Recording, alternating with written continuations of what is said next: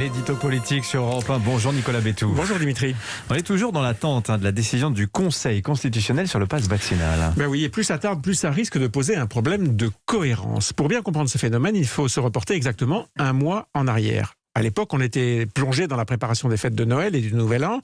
Et dans l'attente d'une énième vague surpuissante de l'épidémie, le projet d'instaurer un pass vaccinal venait d'être annoncé. L'idée générale, c'était on laisse les Français passer Noël en famille et après, on resserre. Et de fait, la rentrée scolaire sera marquée par l'arrivée d'un protocole sanitaire hyper exigeant et très mal vécu par les parents, les enseignants et les enfants, bien sûr. Allègement du dispositif, modification incessante des règles, grève massive dans l'éducation, agacement aussi face aux règles absurdes imposées dans les trains.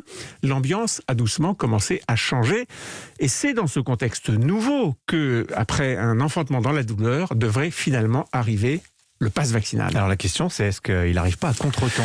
Exactement. L'état d'esprit des Français a changé. D'abord parce qu'ils se sont lassés de traverser ces hauts et ces bas provoqués par les différentes vagues de l'épidémie. Ils sont devenus moins tolérants à la contrainte. Et puis, deuxième raison, le discours du monde médical, lui aussi, a commencé à changer. C'est le professeur Fontanet, membre du Conseil scientifique, qui affirme que le scénario du pire s'éloigne, que la décrue a commencé, que le pic des infections est passé. C'est le professeur Fischer, le président du Conseil d'orientation de la stratégie vaccinale. C'est un titre un peu pompeux pour dire qu'il est Monsieur Vaccin du gouvernement. Eh bien, ce Monsieur Fischer, il annonce que nous avons devant nous une période de calme. C'est Pfizer qui met sur le marché dès fin janvier non plus un vaccin, mais un traitement contre le Covid, ce qui fait dire à son directeur général, Albert Bourla, que nous allons bientôt reprendre une vie normale. Bon, je ne voudrais pas verser dans l'euphorie, mais tout de même, c'est difficile de prétendre que rien n'a changé. Alors, il y a moins de tolérance de la part des Français, moins de risques selon les scientifiques et les médecins. Voilà. Est-ce que ça veut dire qu'on peut parier, Nicolas, sur une levée des contraintes assez rapidement ? On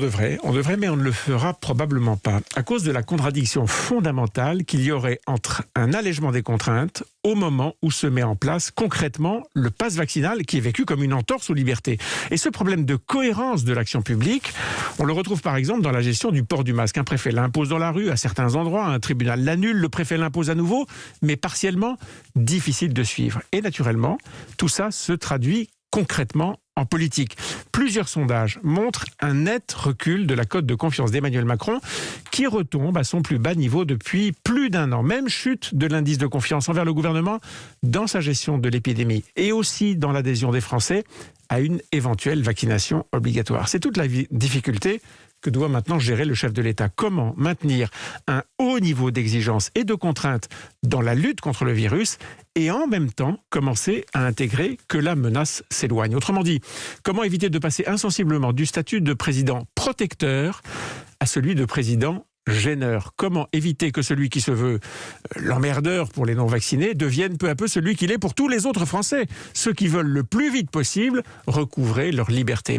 Jusqu'à présent, on admettait généralement que la gestion de la crise sanitaire donnait un avantage politique à Emmanuel Macron et rendait le reste de la campagne à peu près inaudible. Eh bien, on se rapproche de l'élection présidentielle et cette évidence-là a peut-être déjà commencé à changer. Voilà, les lignes bougeront jusqu'au dernier moment. Merci Nicolas Bétou. À la une de votre journal L'Opinion ce matin, Zemmour-Le Pen, les irréconciliables.